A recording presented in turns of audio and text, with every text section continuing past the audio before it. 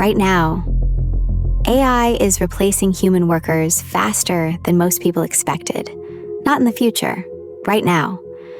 Companies are already using AI to replace customer support, writers, designers, coders, and even video editors.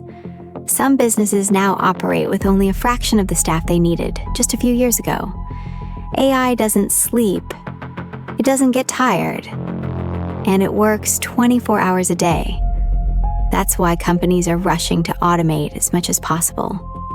In some factories, robots already work almost entirely alone.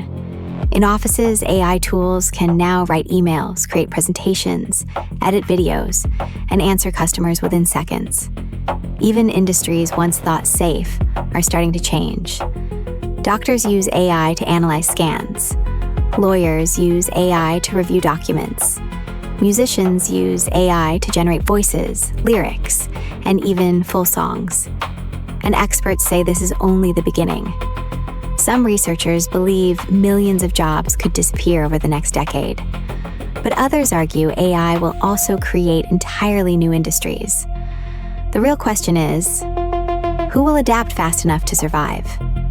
Because while most people scroll social media tonight, AI keeps learning.